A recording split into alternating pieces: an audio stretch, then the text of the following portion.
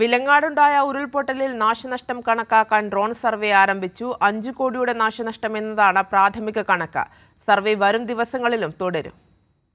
വിലങ്ങാട് ഉരുൾപൊട്ടലിലെ നാശനഷ്ടം കണക്കാക്കാനാണ് drone survey ആരംഭിച്ചിരിക്കുന്നത്. എറണാകുളം കേന്ദ്രമായി പ്രവർത്തിക്കുന്ന ഡ്രോൺ ഇമാജിനേഷൻ എന്ന കമ്പനിയാണ് സർവേ ആരംഭിച്ചത്.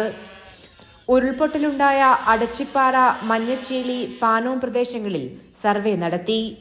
വരും ദിവസങ്ങളിലും സർവേ തുടരും. ഉരുൾപൊട്ടലിൽ ദുരിതം വിതച്ച വിലങ്ങാട് പൂർവ്വസ്ഥിതിയിലേക്ക് എത്തണമെങ്കിൽ ഇനിയുമേറെ താമസിക്കും. വീടും സമ്പാദ്യവും നഷ്ടപ്പെട്ട് നിരവധി പേരാണ് ക്യാമ്പുകളിൽ കഴിയുന്നത്. കുട്ടികൾ ഉൾപ്പെടെ ആഘാതത്തിൽ നിന്നും ഇതുവരെ പുറത്തു കടന്നിട്ടില്ല. കുട്ടികളുടെ മാനസികാരോഗ്യം വീണ്ടെടുക്കുന്നതിന്റെ ഭാഗമായി സെന്റ് ജോർജ് ഹൈസ്കൂളിൽ ക്യാമ്പ് സംഘടിപ്പിച്ചു. 2 ക്യാമ്പുകളിലായി 97 കുട്ടികളാണ് കഴിയുന്നത്. ഇവരുടെ മാനസികാരോഗ്യം വീണ്ടെടുക്കുന്നതിന്റെ ഭാഗമായാണ് വിവിധ പരിപാടികൾ സംഘടിപ്പിച്ചത്. കൈരളി ന്യൂസ്, കോഴിക്കോട്.